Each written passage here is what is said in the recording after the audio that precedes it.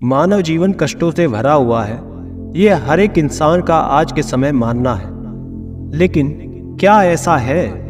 इस कहानी से आज हम जानेंगे। उससे पहले आपसे रिक्वेस्ट है, अगर पहली बार चैनल पर आए हैं तो सब्सक्राइब करें, लाइक करें और कमेंट में लिखें नमो बुद्धाय। बहुत समय पहले की बात है। एक गांव में एक ब्राह्मण अपने परिवार के साथ रहा करता था। ब्राह्मण बहुत ही ज्यादा गरीब था।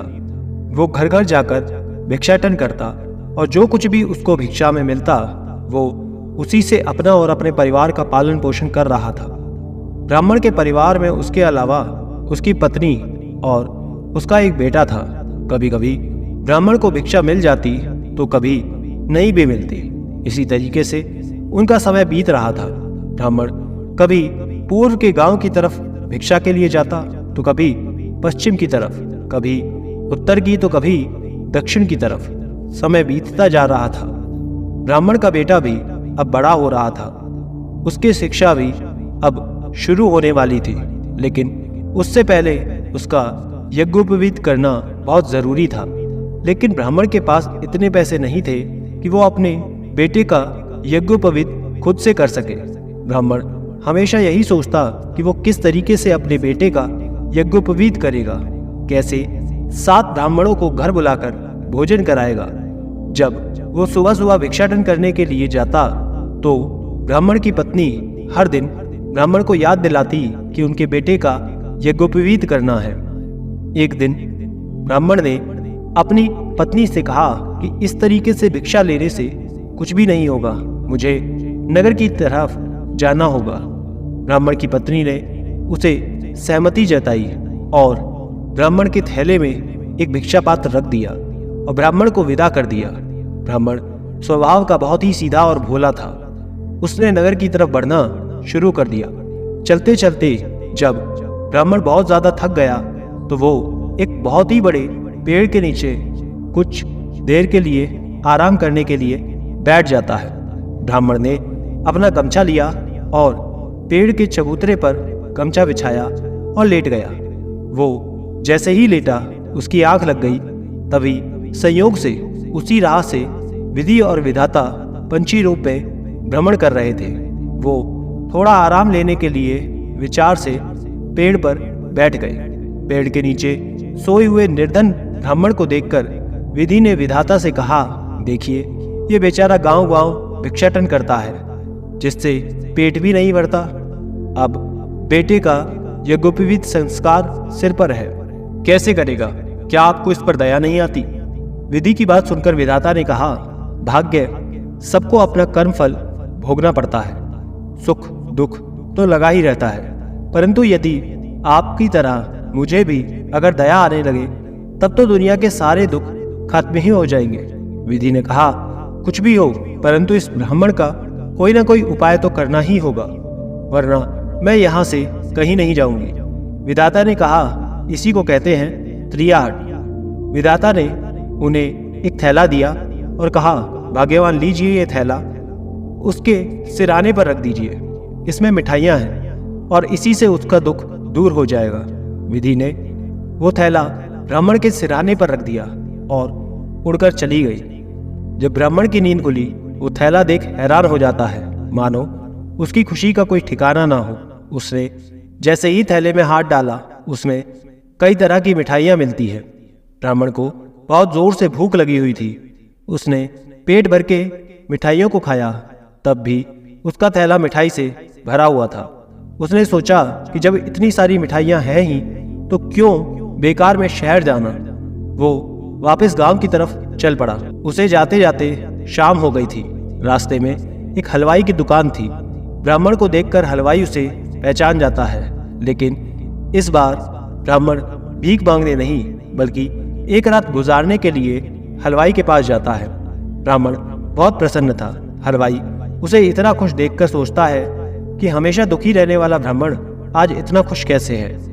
आज वो खाना भी नहीं मांग रहा। हलवाई की नज़र ब्राह्मण के थैले पर जाती है। ब्राह्मण वही रात भर के लिए रुक जाता है। जब रात में ब्राह्मण सो जाता है तो हलवाई उसके थैले को सिराने से उठाकर अपनी पत्नी के पास ले जाता है। दोनों थैले को खोलकर देखते हैं तो उसमें खूब सारी तरह की मिठाइयाँ रखी होती हैं। ये देखकर दोनों ही बड़े खुश हो जाते हैं। हलवाई की पत्नी सभी मिठाइयों को निकालकर अपने सभी बर्तनों में रख देती है और फिर हलवाई जाकर के वापस से सिरहाने ब्राह्मण के थैला रख देता है। अगले दिन सुबह उठकर ब्राह्मण थैला लेकर अपने गांव वापस चला जाता है। गांव जाने के बाद जब ब्राह्मण की पत्नी ब्राह्मण को इस तरह खाली हाथ वापस लौटते हुए देखती है तो गुस्से से भर जाती है और ब्राह्मण को सुनाने लगती है। तभी ब्राह्मण मुस्कुराने लगता है। ये देखकर ब्राह्मण की पत्नी कहती है कि किस बात पर इतना खुश हो? 2 दिन में ऐसा कौन सा सोना आपको मिल गया? तब ब्राह्मण कहता है कि धैर्य रखे, जाओ भीतर से एक थाली लेकर आओ। ब्राह्मण की पत्नी भीतर से थाली लेकर आती है। ब्राह्मण थैले से सारी मिठाइयों को निकाल कर रख देता है। इतनी सारी मिठाइयों को देखकर ब्राह्मण की पत्नी भी हैरान हो जाती है। ब्राह्मण कहता है कि खाओ, जितना मन चाहे उतना खाओ। ब्राह्मण की पत्नी भी खुशी से मिठाइयों को खाने लगती है। वो इन मिठाइयों को खाकर आराम से खुशी से था। जब गांव वालों ने देखा ब्राह्मण अब कहीं भी भिक्षा के लिए नहीं जाता और खुशी से अपनी पत्नी के साथ रह रहा है, तो ये सब देखकर वहाँ के लोगों को भी शक होता है कि अचानक ऐसा क्या हो गया जो ब्राह्मण इतना खुश है। धीरे धीरे ये बात राजा के कानों तक पहुँच जाती है। राजा स्वभाव का बहुत ही लालची था। जैसे ही उसे इस बात का पता चला, उसने ब्राह्मण को उसके थैले के साथ महल बुलाया और ब्राह्मण से कहा कि ये जो थैला है अगर तुम्हारे पास रहेगा तो कोई ना कोई इसे लेकर चला ही जाएगा। इससे अच्छा है कि तुम मुझे ये दे दो। ये मेरे पास सुरक्षित रहेगा और इसके बदले में तुम्हें 25 स्वर्ण मुद्राएं दे दूंगा। राजा की बात सुनकर ब्राह्मण ने कुछ नहीं कहा और चुपचाप वो थैला राजा को दे दिया और राजा से मिली स्वर्ण मुद्राएं उसने अपने बेटे का यज्ञोपवीत संस्कार कर दिया और बाकी बची मुद्रा से अपना घर कुछ दिनों तक चलाता रहा। कुछ दिनों बाद जब ब्राह्मण के पास सब पैसे खत्म हो गए, तब उसने वापस से देखा कि उसके घर में खाने के लिए अब कुछ नहीं है। उसने सोचा कि लगता है मुझे वापस से गांव-गांव जाकर भिक्षा मांगनी पड़ेगी। ब्राह्मण वापस से भिक्षा मांगने का मन बना ही रहा था कि तभी उसकी पत्नी कहती है कि आप एक काम करें, वापस से उस राह पर जाएं, क्या पता फिर से कोई चमत्कार हो जाए। पत्नी की बात सुन ब्राह्मण वापस से उस राह पर चल देता है और एक रात उसी पेड़ के नीचे जाकर के फिर से सो जाता है। विधि और विधाता पुनः चिड़िया के रूप में वहां आकर उसी पेड़ पर बैठ जाते हैं। विधि ने विधाता को उल्हाना देते हुए कहा, क्या हुआ? हे विधाता, आपने जो थैला दिया उससे इसका दुख स्थायी रूप से कहाँ ही दूर हुआ। विधाता ने कहा, वो थैला राजा के पास चला गया। फिर विधि ने विधाता से कहा, कुछ तो राह निकालिए विधाता जी। विधाता ने भी यही सोचा और एक बार फिर एक नया थैला ब्राह्मण के सिरहाने पर रख दिया और वहां से चले गए। सुबह सुबह ब्राह्मण ने आंखें खोली तो उसने देखा कि वैसा ही एक थैला उसके पास आ गया था। ब्राह्मण ने नया थैला देखकर बहुत खुश हो जाता है और उस थैले को पलटकर अंदर देखता है कि तभी उसमें से अचानक हाथ पैर निकलकर ब्राह्मण की धुलाई करने लगे। ब्राह्मण चीखने लगा। फिर जैसे तैसे करके थैला सीधा किया कि हाथ पैर उसमें समा गए। ब्राह्मण ने थैला बांधा और उसे लेकर के वो हलवाई की दुकान पर गया। ब्राह्मण के सोते ही हलवाई और उसकी पत्नी ने अपने घर के सभी बर्तनों को वापस से एक जगह रखा और उस थैले को उलट दिया।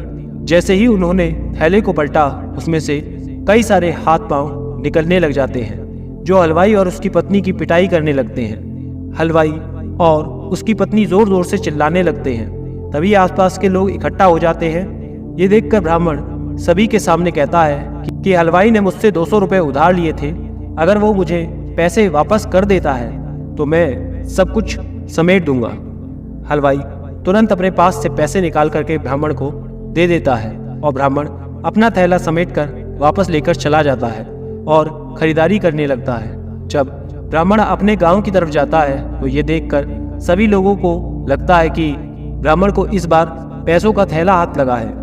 ये बात जब राधा को पता चलती है तो वो फिर से ब्राह्मण को इस थैले को लेकर के अपने पास बुलाता है और राजा ब्राह्मण से कहता है कि तुम इस थैले को मुझे दे दो और इसके बदले में तुम्हें मैं एक गांव लिखकर दे देता हूँ।